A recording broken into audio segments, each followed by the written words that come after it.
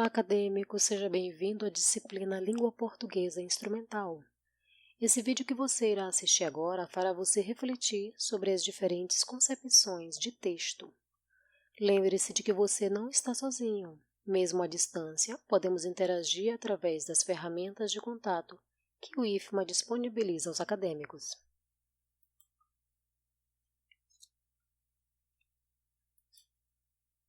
Concepções de texto.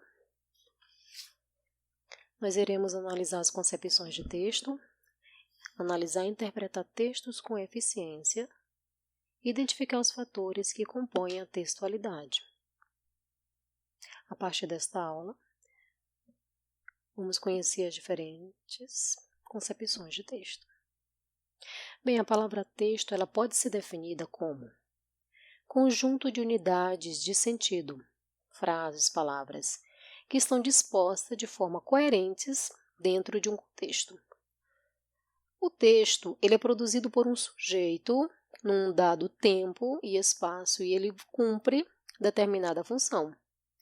Ele pode ser definido também o texto como uma manifestação de linguagem que não obrigatoriamente se vincula apenas à escrita, pois lembra lá na unidade 1 que nós também temos textos não verbais, tais como gráficos, imagens, da qual nós estudamos na unidade 1. Para Bronckart, 1999, página 71, o texto designa toda uma unidade de produção de linguagem que veicula uma mensagem linguisticamente organizada e que tende a produzir um efeito de coerência sobre o destinatário. Você percebeu, acadêmico, que o conceito de texto ele envolve muitos conceitos.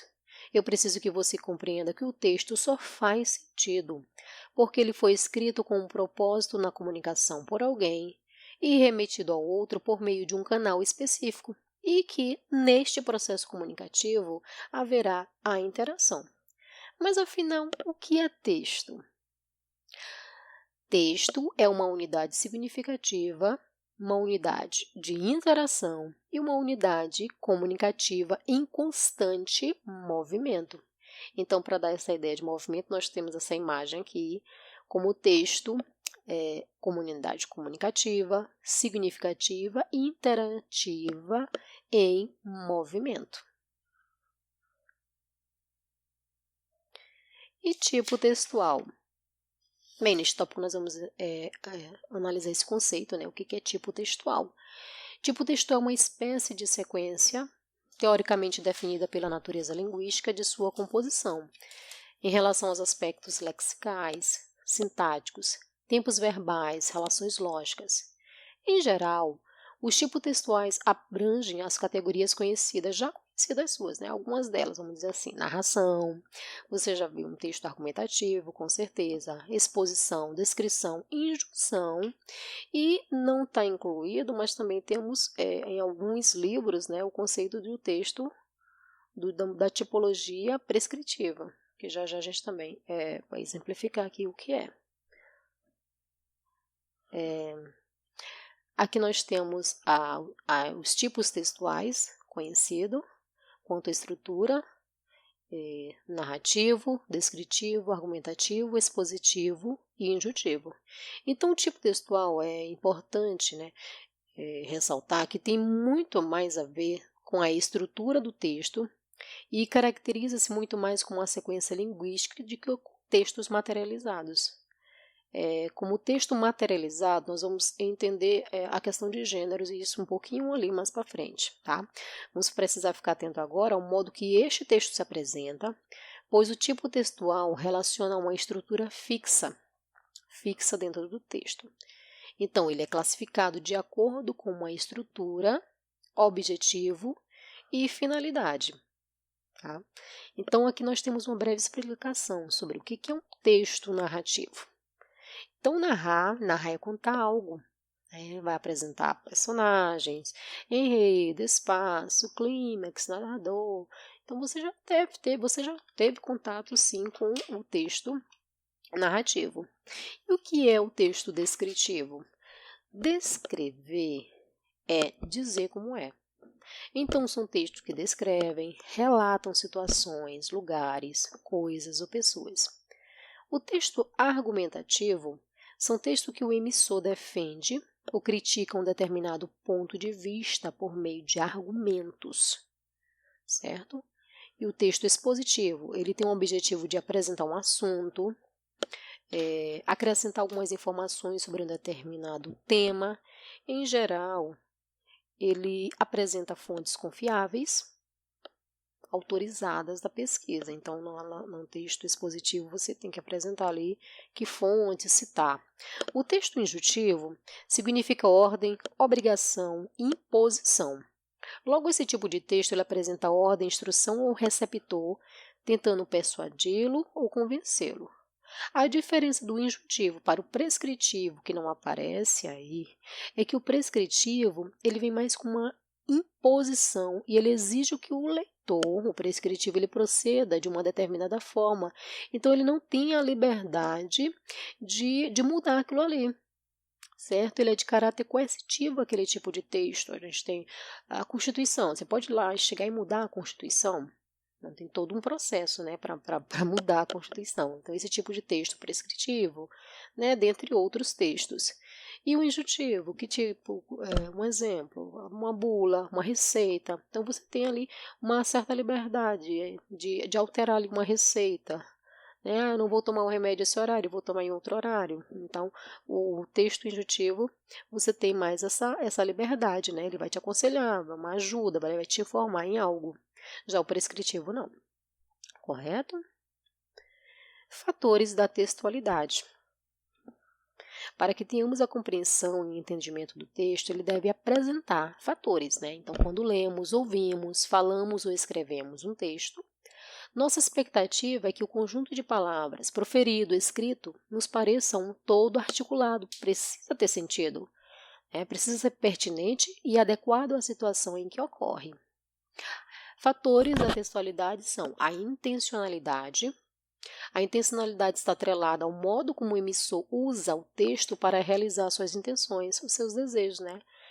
Qual a intenção dele com aquele texto ali? Que o autor quer? A aceitabilidade está focado no receptor. Busca assegurar o entendimento da mensagem, a expectativa ali do leitor. Situacionalidade, adequação à situação comunicativa. Informatividade, dados agregados pelo autor, esperados pelo leitor. Coerência, tem a ver com o sentido do texto, e coesão são as conexões entre as partes. Como assim? A ligação. São os elementos que ligam uma palavrinha a outra, são as preposições, as conjunções, advérbios ali, que servem para ligar uma palavrinha ali a outra. Fatores da textualidade. Chama-se textualidade ao conjunto de características que fazem com que o texto seja um texto e não apenas uma sequência de frases. Tá? Então, o texto a gente vai entender como um todo que faz sentido. Então, muitas vezes a gente olha só uma placa, pare. Isso não é um texto porque não tem uma sequência de palavras maiores, não tem uma certa extensão, então não é texto. Texto é algo que faz sentido, então não importa a extensão, precisa fazer sentido. Você olha uma placa dessa, você não vai parar? Você não vai ter ali uma certa atenção? Terá, né? Terá sim. Então faz sentido ali uma placa dessa, então é um texto.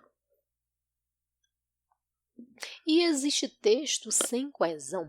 Você lembra que coesão eu falei que são os elementos que ligam uma palavrinha a outra?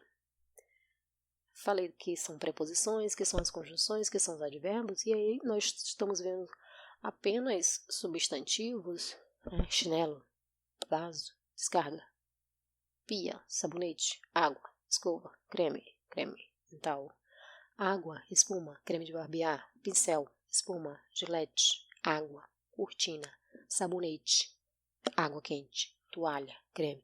Então, ali até o final, né, nós temos ali um texto, né, Circuito Fechado, de Ricardo Ramos, mas é um texto sem coesão, mas ele tem uma coerência, ele faz sentido.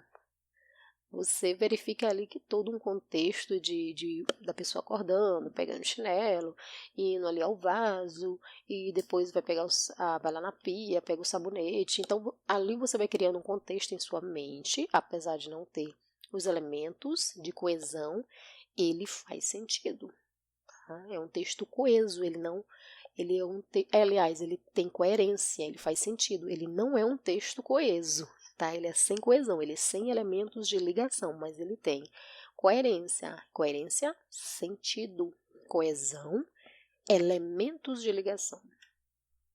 E aqui eu tenho pérolas do Enem, que são exemplos clássicos de texto que apresentam problemas de coerência, problemas no sentido, né, no entendimento. Então, exemplo 1. Os egípcios antigos desenvolveram a arte funerária para que os mortos pudessem viver melhor. Como assim, né? Ficamos nos perguntando.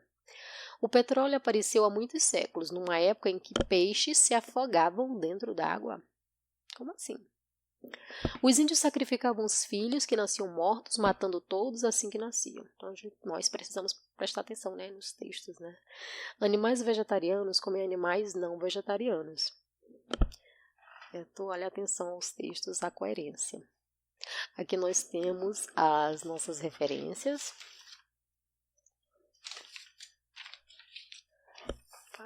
Mais um minutinho.